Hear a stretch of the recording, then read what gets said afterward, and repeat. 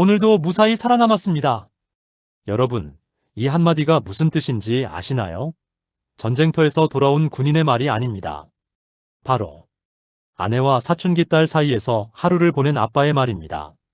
아침에는 평화로웠어요. 커피 한 잔 여유롭게 마시고 오늘은 좋은 하루가 될 거라 생각했죠. 하지만 제 인생 경험이 말해줬습니다. 이건 폭풍전의 고요다라고요. 그리고 정말로 5분 뒤 집안은 전쟁터가 됐습니다. 오늘 영상에서는 모든 아빠들이 공감할 집안의 외교관으로서의 삶을 리얼하게 보여드리려 합니다. 우픈 일상이지만 이게 바로 우리 아빠들의 진짜 모습이거든요. 영상이 도움되셨다면 구독과 좋아요 버튼 꾹 눌러주세요. 여러분의 응원이 오늘도 집에서 분투하는 모든 아빠들에게 큰 힘이 됩니다. 자, 그럼 오늘 하루가 어땠는지 말씀드려 볼게요. 아침 7시 30분. 저는 식탁에서 신문을 읽고 있었습니다. 아내는 부엌에서 아침 준비를 하고 딸아이는 방에서 준비 중이었죠. 평화로운 일상이었습니다. 적어도 그 순간까지는요. 엄마, 이거 내 블라우스 맞죠? 딸아이가 들고 나온 하얀 블라우스. 저는 그냥 블라우스구나 싶었는데 아내의 표정이 순식간에 굳더군요. 야, 그거 내 거야. 왜 또 내 옷장 뒤졌어? 네? 이건 제 옷이에요. 작년에 산 거라고요. 너 지금 거짓말하냐? 그거 내가 지난달에 백화점에서 산 건데. 목소리 톤이 점점 올라갑니다. 저는 신문을 조금씩 내리면서 상황을 파악하기 시작했죠. 아, 이건 위험한 상황이구나. 그래서 왜 내 마음대로 입어? 허락도 안 받고. 그게 뭐 어때서요? 오늘 사진 촬영 있어서 입으려고 했어요. 엄마는 맨날 제 거 입으면서. 뭐? 내가 언제? 지난주에 제 가디건 입으셨잖아요. 이건 생각보다 심각합니다. 딸아이가 카운터 펀치를 날렸어요. 아내의 얼굴이 미묘하게 변합니다. 맞는 말이긴 하거든요. 저도 봤거든요. 그 가디건 사건. 이럴 때 아빠로서 해야 할 일이 뭘까요? 네, 맞습니다. 분위기를 부드럽게 만드는 거죠. 저는 최대한 밝은 목소리로 말했습니다. 하하, 그러게 말이야. 우리 집 여자들은 다들 옷 센스가 비슷해서 그런가 봐. 둘 다 센스가 좋아서 서로 입고 싶은 거지. 뭐 어때 괜찮잖아, 모녀끼리. 순간 집안이 조용해졌습니다. 아내와 딸이 동시에 저를 쳐다봤어요. 그 눈빛. 설명하기 어렵지만 제가 뭔가 엄청난 실수를 했다는 걸 본능적으로 느꼈습니다. 아빠는 아무것도 모르면서 끼어들지 마세요. 여보, 당신은 이런 문제에 대해 아는 게 없으니까 그냥 있어. 그렇게 저는 단 10초 만에 이 집에서 발언권을 잃었습니다. 아내와 딸이 한 팀이 되는 순간이었죠. 여러분, 이게 바로 아빠의 딜레마입니다. 중재하려고 하면 양쪽에서 공격받고 가만히 있으면 방관자 취급을 받습니다. 도대체 어쩌라는 거죠? 결국 딸아이는 블라우스를 입고 나갔고 아내는 하루 종일 기분이 안 좋으셨습니다. 그리고 저는 그냥 출근했습니다. 네, 도망쳤습니다. 회사가 이렇게 평화로운 공간인 줄은 몰랐어요. 점심시간쯤 집에 잠깐 들렀습니다. 서류를 깜빡하고 안 가져갔거든요. 집에 도착해 현관문을 열자마자 깜짝 놀랐습니다. 쿵쿵쿵, 베이스가 울려 퍼지더군요. 딸아이 방에서 나오는 소리였어요. 학교 안 갔나? 거실로 들어가니 아내가 노트북 앞에서 화상회의 중이었습니다. 그런데 표정이 정말 무섭더라고요. 회의가 끝나자마자 아내가 벌떡 일어나 딸아이 방으로 향했습니다. 아, 소리 좀 줄여. 엄마 회의 중이라니까. 방음도 안 되는 집에서. 문이 열리고 딸아이의 목소리가 들렸습니다. 이게 제 유일한 스트레스 해소예요. 학교에서도 힘들고 학원도 빡빡한데 집에서마저 음악도 못 들어요? 그럼 이어폰 끼고 들으면 되잖아. 이어폰으로 들으면 답답하다고요. 엄마는 제 스트레스는 생각도 안 해요. 또 시작이구나. 저는 한숨을 쉬며 거실 소파에 앉았습니다. 서류를 찾으러 왔다가 또 전쟁터 한가운데 서게 됐네요. 스트레스? 엄마는 스트레스 없는 줄 알아? 엄마도 일하는데.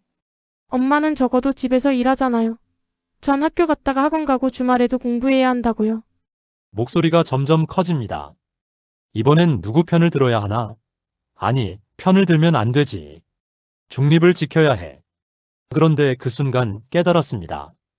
둘 다 제 쪽을 보고 있더라고요. 여보, 당신도 뭐라고 말 좀 말해봐. 아빠, 엄마가 너무하지 않아요? 이건 뭐죠? 저는 그냥 서류 가지러 온 건데 갑자기 심판 역할을 해야 하는 상황이 됐습니다.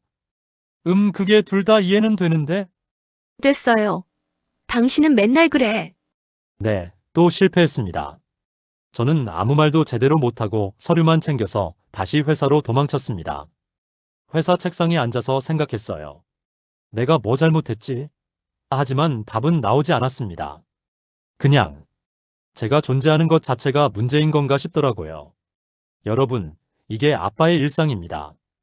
회사에서도 스트레스, 집에서도 스트레스. 그런데 정작 제 스트레스는 아무도 물어보지 않습니다. 그냥 웃고 있으면 아빠는 힘든 것도 없나 봐라고 하고 피곤하다고 하면 나는 더 힘들어라고 하죠. 네, 저희 아빠들은 그렇게 살고 있습니다.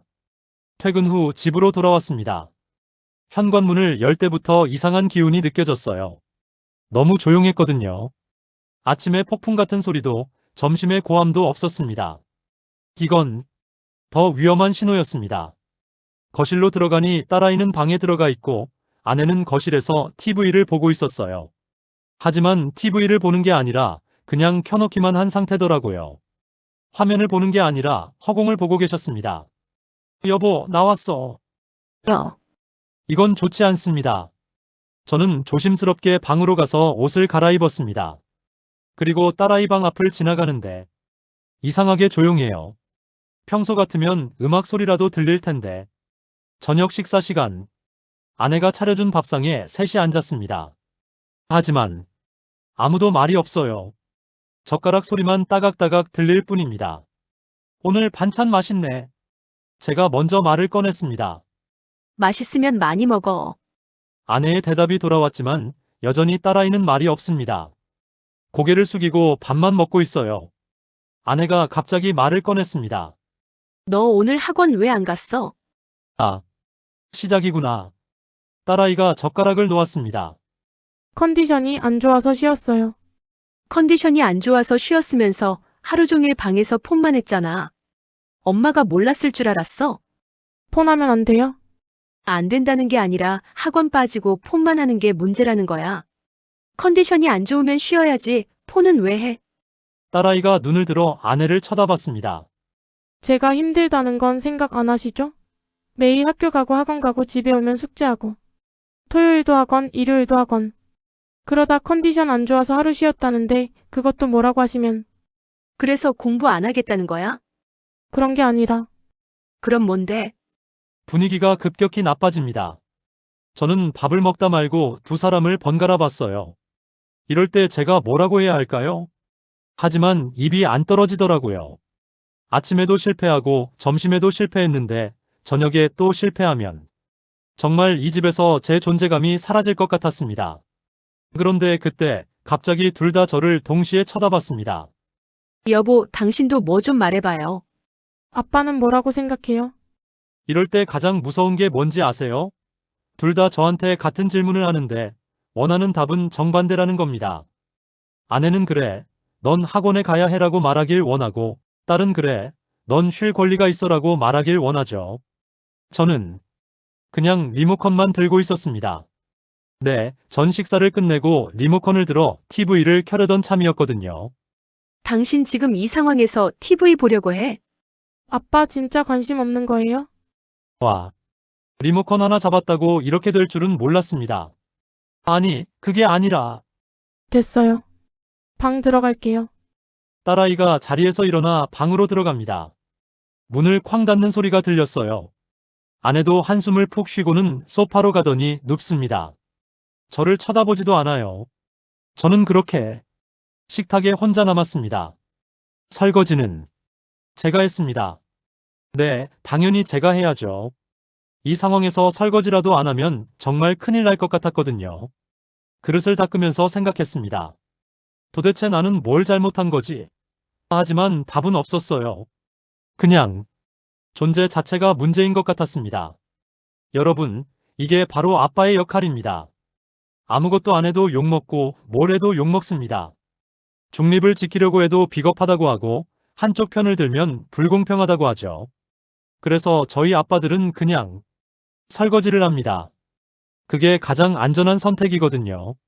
설거지를 마치고 나니 밤 9시가 넘었습니다. 거실에서는 아내가 여전히 소파에 누워있고 딸아이 방에서는 아무 소리도 들리지 않았어요. 이 상태로 밤을 보낼 수는 없었습니다. 내일 아침에도 또 이런 분위기면 상상만 해도 끔찍했거든요. 저는 일단 아내에게 다가갔습니다. 여보, 뭐, 여전히 쌀쌀한 목소리입니다. 화났어? 모르겠어. 그냥 얘가 요즘 말을 안 들어서. 아내가 일어나 앉았습니다.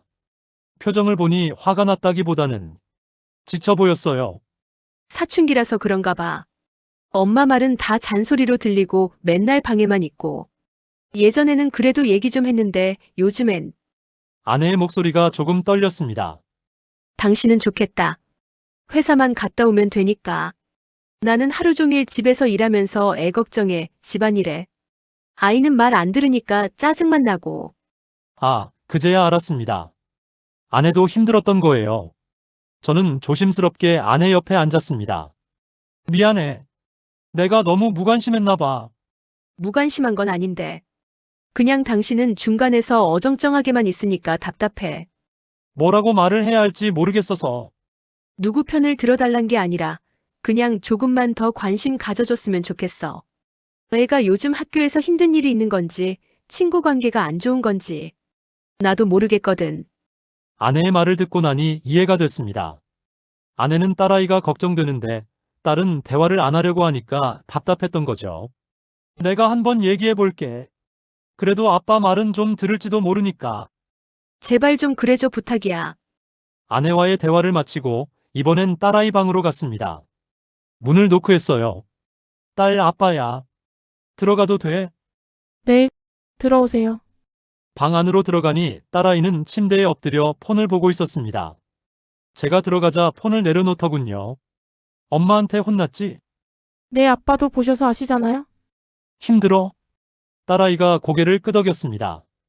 그리고 갑자기 눈물이 글썽하더니 말을 하기 시작했어요. 아빠, 저 요즘 너무 힘들어요. 학교에서 성적 때문에 스트레스 받고 친구들이랑도 잘 안 풀리고 학원 가면 또 공부하고 집에 오면 숙제하고 쉴 시간이 하나도 없어요. 그랬구나. 엄마한테 말하면 그래도 공부는 해야지라고만 하실 것 같아서 말 못했어요. 그래서 오늘 학원에 빠진 거예요. 정말 하루만 쉬고 싶었어요. 딸아이의 속마음을 듣고 나니 가슴이 아팠습니다. 겉으로는 반항하는 것처럼 보였지만 사실은 정말 힘들었던 거였어요. 알겠어. 힘들면 말을 해야지.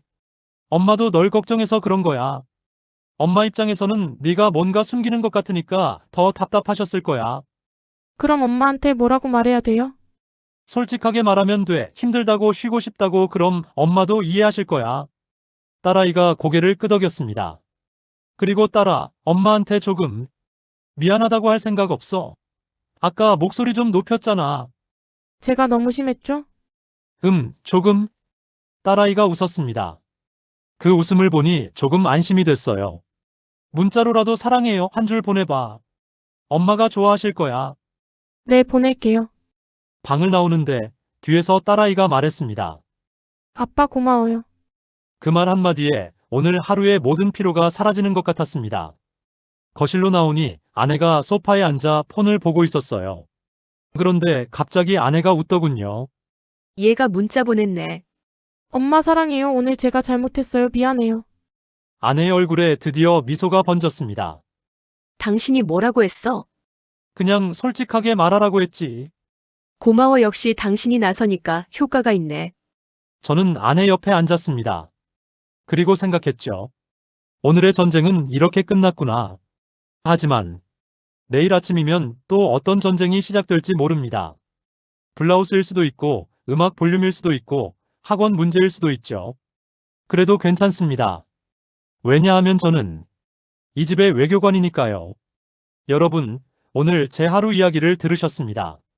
웃기기도 하고 슬프기도 하고 때로는 황당하기도 한 이야기였죠. 하지만 이게 바로 아빠의 일상입니다. 아침에 일어나면 오늘은 어떤 전쟁이 벌어질까 걱정하고 회사에 가면 집 걱정하고 집에 오면 또 전쟁터가 기다리고 있습니다. 아내 편을 들면 딸아이한테 미움받고 딸아이 편을 들면 아내한테 미움받습니다. 양쪽 다 편들지 않으면 비겁하다는 소리를 듣고 중재하려고 하면 아무것도 모르면서라는 말을 듣죠. 그럼에도 불구하고 우리 아빠들은 매일 이 역할을 해냅니다. 왜냐하면 사랑하니까요. 아내를 사랑하고 딸을 사랑하고 이 가정을 사랑하기 때문입니다. 때로는 설거지가 제 유일한 안식처가 되기도 하고 회사가 평화로운 공간처럼 느껴지기도 합니다. 하지만 그래도 저는 매일 집으로 돌아갑니다. 왜냐하면 그곳이 바로 제가 있어야 할 곳이니까요. 오늘도 전국의 수많은 아빠들이 저와 같은 하루를 보냈을 겁니다. 아내와 아이들 사이에서 외교관 역할을 하고 때로는 샌드백이 되기도 하고 때로는 중재자가 되기도 하면서요. 그런 모든 아빠들에게 말하고 싶습니다. 오늘도 수고하셨습니다. 여러분의 노력을 아무도 알아주지 않을 수도 있습니다. 아내도 아이들도 당연하게 여길 수 있어요. 하지만 그 존재만으로도 가정은 행복합니다. 때로는 리모컨만 들고 있어도 욕먹고 말 한마디 했다가 양쪽에서 공격받지만 그래도 우리는 계속 그 자리에 있어줍니다. 그게 바로 아빠니까요. 오늘 이야기가 재밌고 유익하셨다면 구독과 좋아요 부탁드립니다.